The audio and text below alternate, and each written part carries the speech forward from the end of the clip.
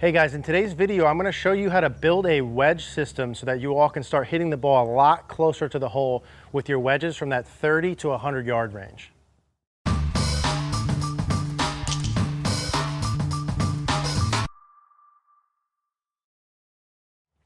All right guys, so let's talk about wedge system. So when I'm talking wedges, to me, I always put things into two different categories. There's, to me, the chipping and pitching or finesse wedge zone, which is all shots inside of 30 yards. So to me, any kind of shot inside of 30 yards, regardless of what kind of shot it is a finesse wedge, chip pitch shot, whatever you want to call it.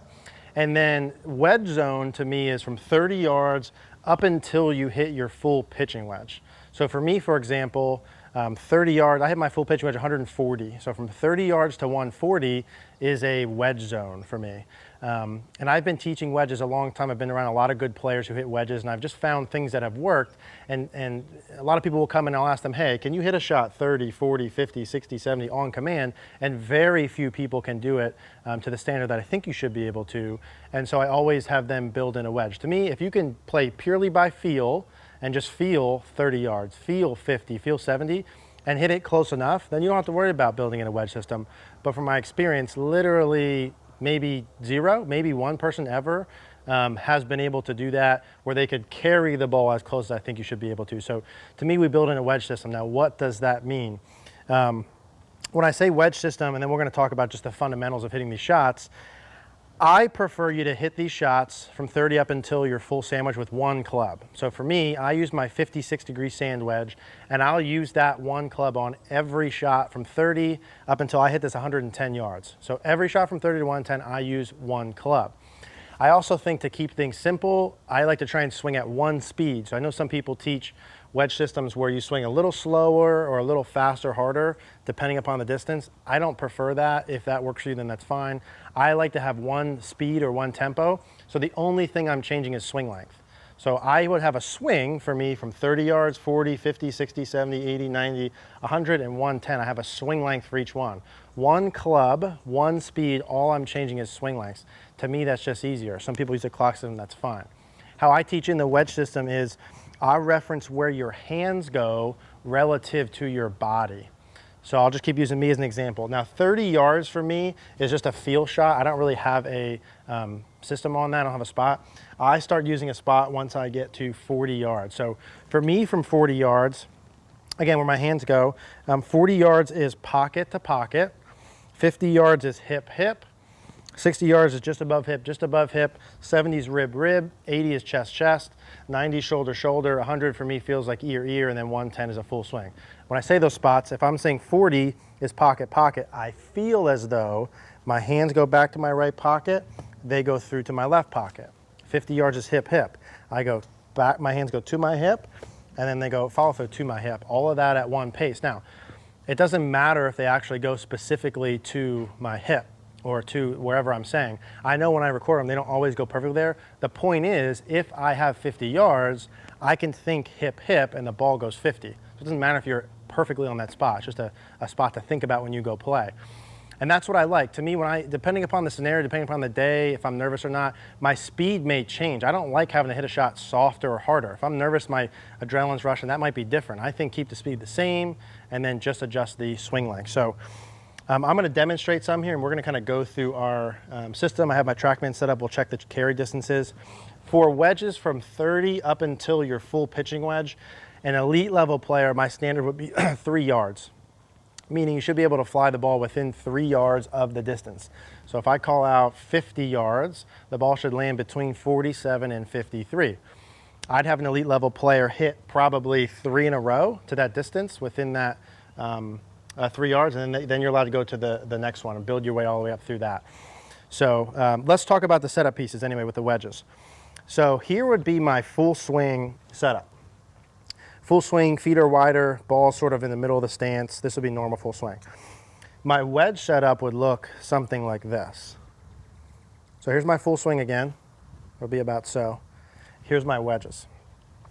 So what happened there? Well, most noticeably, my feet went from being wider to closer together. How close together? I get to the point where basically my heels are almost touching, My toes are a little bit wider because I've flared my front foot. It's a personal preference. I probably would recommend that you do that. I also have gotten, we'll see from down the line eventually, I got closer to the ball and I've gripped down compared to normal. One more time, full swing setup, wedges. I also prefer to have the club face slightly open so I could utilize the bounce a little bit more than normal. So let's do that one more time where I'll go my full swing setup, normal distance, normal width. Here's where I'm doing a wedge system. So for the 30-40, notice how much closer I'm getting to the ball. And because I'm getting closer, I grip down on my shaft, and also the shaft gets slightly more vertical. Here, one more time, normal. Here's my wedge system here. Now, this is my 30-40. As I get longer, as the distance gets farther, and I'm going 50, 60, 70, 80, I will gradually widen my feet. I will gradually get slightly farther, and the shaft will gradually lower. I'm not measuring that out where it's perfect. I want that to be mostly a feel thing. The point is just when you're doing the shorter distances, you should be this close with your feet and the shaft. And I do that same thing for chipping. So by the way, if you're watching this and your chipping doesn't feel like that, where your feet are that close and you're close to the ball, I'd change it in that area inside 32. So that's the point with the distance away. I'd rather you be closer than farther away. I'd rather the shaft be more up than more down, is the point from down the line. And the only other in-swing piece that I want you to be aware of from down the line that I see a lot, the thing you can't get away with your wedges is getting too far inside too early. Because we're doing a wedge swing and it's not a full swing, you don't have as much time to make up for errors. So it's important with these swings that you get on plane, if you will, or that it's neutral enough. So if you were to kind of think of the shaft line at address with a wedge, if someone gets inside of here, I see them oftentimes they'll come too far inside during the downswing and they have contact issues. If you're not hitting your wedge shots crisp, after the setup pieces, the first thing to look at is, am I on plane going back? Or more specifically, is my club head even with or outside my hands during the backswing plane? That is essential. That to me is non-negotiable. If someone's too far inside, I'm changing that right off the bat, unless they can get away with it all the time, which usually can't. So club head outside the hands, more outside with the wedges. Not way outside in the cross, but you want it outside your hands with the wedges. So that's the main stuff from down the line. Then a lot of people ask questions about hinge rates. So if I'm hitting these shots, hey, do I hinge a lot? Do I not hinge at all? Do I go somewhere in the middle? That to me is a personal preference thing. There's different hinge rates that we'll talk about for trajectory, but I would say you have a normal amount of hinging when you go back. I wouldn't go fully unhinged. I wouldn't be trying to add a ton of hinge. I would have a gradual from 0 to however much you want as you go. There's not a perfect ratio for the hinge amounts. So I'm going to go through and hit my shots here from down the line, and then we'll talk trajectories. So I'm going to go ahead here and do a 30-yard shot. Feet are closer. Ball's still basically in the middle of my heels, face is slightly open. Here's my 30. Again, my 30 is basically just feel. That one probably was a little short, flew about 25. I'll do that one more time. Actually flew 24, not my best. Okay, there's a 30, pretty good right on it. So this would be my stock wedge shot. Medium trajectory, nothing fancy, just a stock swing when I go through. And those would be the setup fundamentals here. So I'm gonna go through and we'll do a, we'll try a 40. So for 40 now for me, I'm going pocket to pocket, keeping my tempo neutral. And there's my 40, and that was about a yard short. So that carry distance was, yep, 38.9. And then we'll go 50. 50 is gonna be about hip, hip. A little long, a little rusty. Let's try that one more time. That one was 54, so that's outside of my 3 yards. We'll go 50 again. And these again are all to me just stock shots when I go. Now what you'll notice is as I go down the line and I go farther, I like to build in a system on 10 yards, like I said. What's gonna change with my setup is when I'm at 30, I'm very close. 40, I'm slightly farther with my feet. 50, I'm slightly farther. 60, 70. So my feet are changing width, getting slightly farther apart as I hit the ball farther. The ball's still staying basically in the same spot. Okay, it's basically still middle of my stance. That was 48.7, so that was good. Here's my 60, so feet will be slightly farther.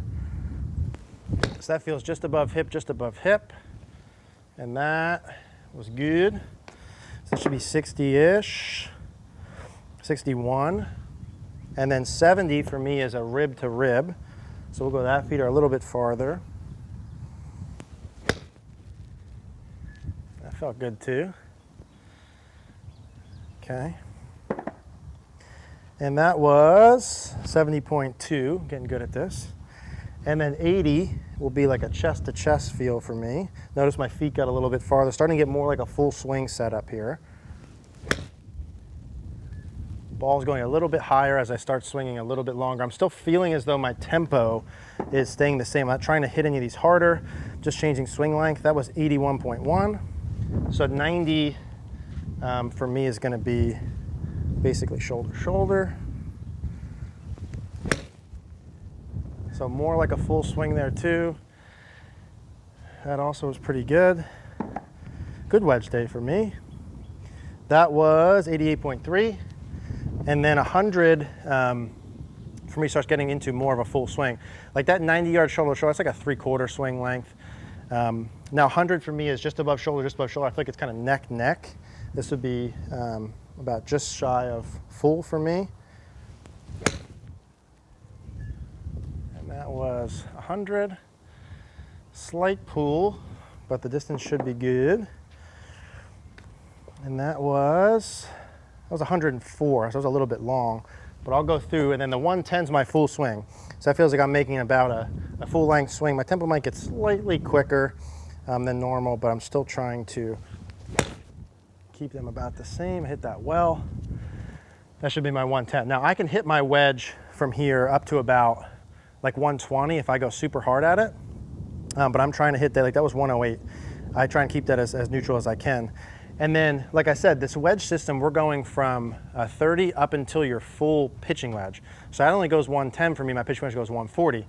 So what I'll do is then I'll grab a pitching wedge, and I have pitching wedge swing lengths that go 120, 130, and 140. So for me, my pitching wedge here, I'm gonna grab one here, hang tight.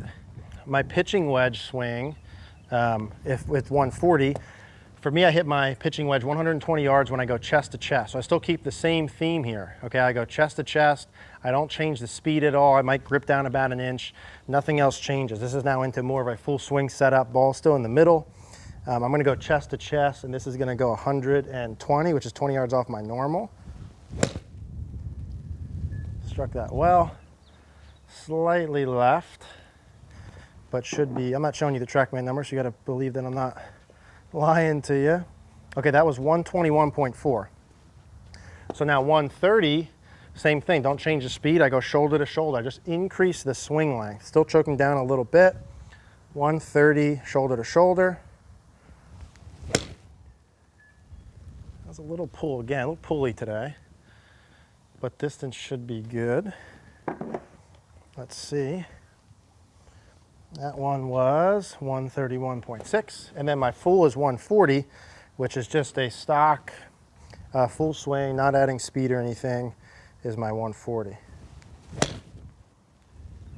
That was more on line. And same with my pitch wedge. If I really like swing hard and go at it, I can hit it 150, but no need for that. So that is, let's see what that one was. Yeah, so 139. That's the wedge system. It seemed pretty easy. May not be as easy the first time you go through. I practiced that many times. Basically what you do is you start at 30 yards and you test a swing length if you want to build this in. So grab the club you want to use. If you can hit your sand wedge about 100 yards or up to 100, use that one club for all of them. Use just this a stock model. We're going to talk about higher and lower here in a minute. So start at 30 and just guess. Maybe go pocket, pocket, or I'm sorry, start at 40 yards. Go pocket, pocket, hip, hip. Just try something out. Doesn't matter if you actually hit those spots. Once you find your first distance, if it's 40 yards, then you're good. Keep that same tempo and just start increasing the length and find out your spots. Now I have wedge targets here that are lined up conveniently. If you don't have them, you, to me, have two options. One, you got to do this on a course, like late at night when you have time with multiple balls. Or two, take sticks and ask at your course if you can just put sticks out and walk and put them out when no one else is on the range, and then you can monitor it that way. So the other piece with the wedges we have to keep in mind and talk about is trajectory control. Now, for most people watching this, having one baseline shot, one trajectory, one club is good enough from a scoring perspective. When I say most people, I'm talking about unless you're breaking 80, probably, unless you're shooting 70s or better, then one swing is the best philosophy. There's no need to hit the ball higher and lower with your wedges. If you have to go over a bunker, you have a back pin, whatever, Doesn't matter if you're in that score range. To me, 80s or above, you're trying to hit one shot, middles of the greens, every once in a while maybe trying to attack a pin, but you just want to get on the green and have a good look at that point. Now, if you're beyond that point, you're trying to kind of shoot around par or lower, then to me, from a skill perspective, you have to be able to hit it lower and higher because your birdie percentage needs to be higher. You have to make some birdies on these holes, and we need to get a little bit more aggressive with proximity to the hole with the wedges. So let's go over what we would do to hit the ball lower with these shots and what we would do to hit them higher. We'll start with the lower one. So let's talk setup first.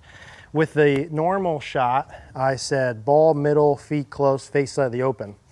And that's good for a normal trajectory. Now, if I'm going lower, the first thing I'm going to do is move the ball back in my stance.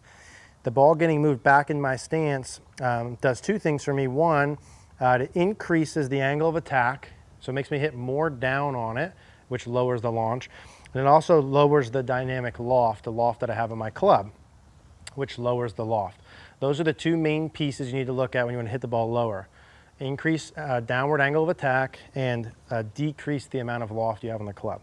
So also to decrease the amount of loft, I will shift the handle forward. I will lean the club more towards the target as that also takes loft off the club.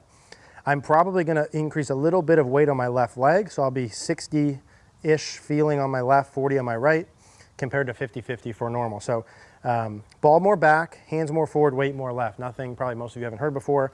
That's the main piece. Now in swing, for me to hit it lower, I'm not going to change a ton of my hinge rates on the backswing for this, but I am going to change my release pattern.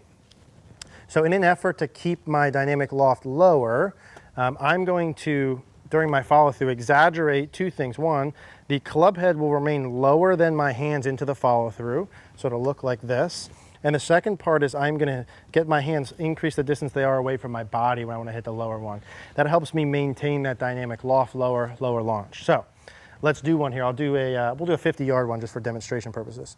So balls back, handle forward, weight slightly forward, and hands far away with club head low. And this will be a 50-yard low shot here. And there's my low trajectory. So in reality, it's a few feet compared to normal. As a stock low one that I would teach in, we can go higher and low. I'll do that one more time. So ball back, hands forward, weight forward, increasing the distance away in my follow through. This will be a 50-yard low shot. Good, both of those are about low 50. Keep in mind when you do the low trajectory, the amount the ball is going to roll is different. The ball is going to roll more. You have to land the ball shorter relative to your target. So when I'm building in a system, my stock swing, the ball is going to roll no more than 15 feet normally, so 5 yards. So if I'm hitting it crisp, it should be one hop and maybe a little skid out, and that's it. With these lower ones, you might get a little roll. So for 50 yards, maybe you're landing at 45. So factor that into your swing lengths there compared to normal. That's the low shot. Now, I would do those same things from 30 up until probably like 70-ish. And then when I'm getting closer to 100 and you're making fuller swings, that change a little bit. That's more of a full swing segment. Now higher shots. Let's go back to normal. Ball middle, feet close, shaft neutral, face slightly open. As I want to go higher, I do the opposite of the low ones. I'm going to have the ball slightly more forward in my stance. Nothing crazy, but slightly more forward. Face will remain open a little bit more than normal. Not a ridiculous amount, but a little bit more than normal. Now, instead of having my shaft forward, I'm going to have my shaft even with the club head or even slightly back. The opposite things apply. If I want to hit the ball high, I want the opposite of the low stuff. I don't want to hit down as much, number one, but mostly I'm going to do this through dynamic loft. I want more loft. I'm going to turn this 56 degree into 60 plus 70 degrees. Some people will ask, why not just grab a lob wedge and have more loft? You could do that, that's fine. I prefer to build it in with just one club. Ball's forward, shaft is neutral, face is open, weight is back to 50-50. Now here I am changing my hinge amounts. I am going to hinge more when I go back for speed purposes. Club face is still open. I'm going to let the club head release more here. I'm going to let the club head pass my hands sooner. And with that, my follow through will look a lot different. Now my hands will be very close to my hip and the club head will be high. That's because my release pattern for this needs to be different for the higher trajectory. Ball forward, face open, shaft is neutral, hinge back, hinge through. I'm going to go 50 yards again with a tighter finish position, and that was about probably 45. So not bad. I'll do one more. Ball forward, face open, shaft neutral, hinging on both sides, finishing much closer with the club head up. Should feel a little flippy if you haven't done this before. Good, and there's about 50. So both of those were slightly short for me, but not terrible. So that's how I change trajectory, change the setup pieces, a little bit of in swing. Again, the hinge amounts you use kind of have to, are dependent. You don't have to have a perfect amount of hinge, but change the trajectory through the setup and through your release pattern. All right, guys, thanks a lot for watching the video. If you guys like this video, please click the like button down below. Click the notification bell if you haven't already. If you haven't subscribed, please subscribe below. As always, leave us a comment if you guys have any questions.